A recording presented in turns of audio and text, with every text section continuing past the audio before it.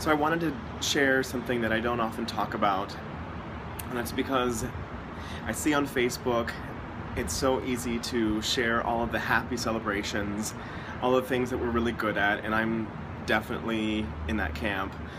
But of course we don't want to share the things that we're embarrassed about or scared of or still working through. And I just wanted to share this because I think that there might be somebody out there who is struggling right now with the very same thing that I struggled with. So I hope this is an encouragement. And I'll just say right up front, you are loved, you are valuable, you make an impact. I can remember back to October of 2013. I was 13 years old. Our family had just moved from Texas to Maryland. I was little. I like to say, well, I kind of joke about it now, but I would say that I was eye level to light switches. So we were in a new church, and one night the youth group was playing Capture the Flag, and we were out on this big field, and I was already pretty nervous because I was always the person who was picked last for kickball and all of those games. So I was picked near the end for this team, and like I knew the strategy, I knew how to play it, but I was really intimidated because I knew that there were a lot of other people who were bigger and faster than me. So I kind of was a little bit aloof that night, but in some strange twist of events, there was one guy who came over to my side, and as per the rules, if you grab them, then they're supposed to come back with you to jail. And I was so excited, like I got him, and he was probably 2 feet taller than I was, and he was like one of the popular guys, and I didn't realize it at the time, but I thought he was really cute, and I didn't know what to do with those feelings. So I was just very intimidated by him. And I grabbed his arm, and I was screaming. I was like, "You come to jail, let's go to jail." And he ripped his arm free and pushed me to the ground, and then he ran back to his side.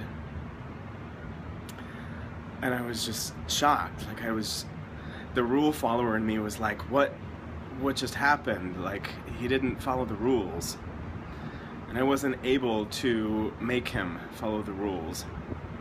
So the rest of the night I just got really quiet, and we loaded the bus going back to the church, and I just remember that I had to look away into the window because I didn't want the other kids to know that I was crying. And I remember telling myself that I don't make an impact, that I don't take up space,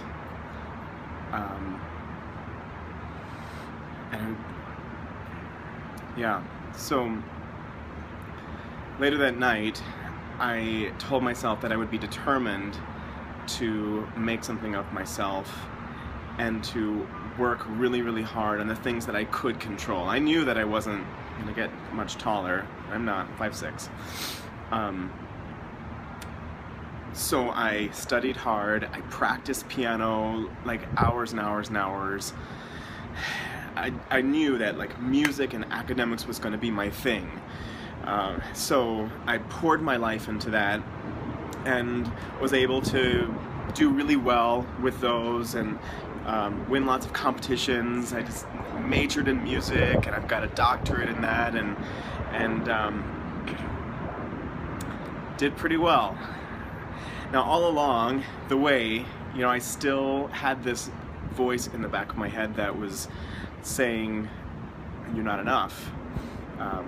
You need to make an impact." So I would work out, I would go to the gym, I would kind of read the fitness magazines and see whatever Ryan Reynolds was doing and try to do that. And you know, I'd be good for a couple months, and then things would get busy. But I was actually just frustrated that I wasn't really seeing the results that I wanted with my workouts, and I wanted to feel good about my body after hating it for so long. So about 5 years ago, 2010, I had some students who told me about P90X from Beachbody, and I'd seen all the commercials. I thought it was a scam. But one night, Rodrigo and I were sitting on the couch, eating our pizza, watching TV, and we fell asleep in a carb coma, of course, and we kind of established like a little pattern with that. We were getting ready for our wedding, and I woke up like Saturday morning, 4 a.m. in the morning, and of course this TV was still blaring, and what else is on TV but those P90X infomercials. And I watched it, and I don't know, maybe I was too tired to resist it, but I picked up the phone. I never buy anything off the internet. I'm not an HSN kind of person, but I ordered it. It had a money-back guarantee, and I was like, I'm gonna do this 100%, and I'm gonna prove it doesn't work, and I'm gonna get my money back. So I did it. It took me 100 days instead of 90 days to get through it. I was not perfect, but I did the best that I could, and figured out the nutrition plan and worked out at home. I had like a band, resistance bands, and at the end of the 100 days, I had lost 25 pounds, and I had lost 13% body fat, and I had found my six-pack abs for like the first time in my life. I was like blown away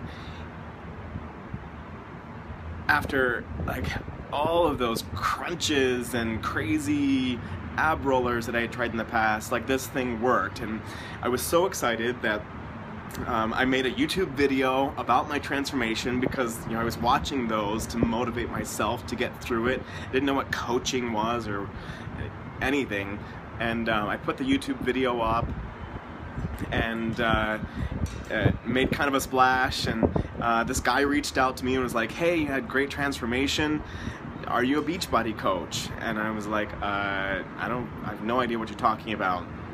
So he just told me that it was somebody who loved Beachbody programs, got great results, and wanted to help others. And I said, yeah, like, I keep recommending these programs to my friends because like it totally worked for me.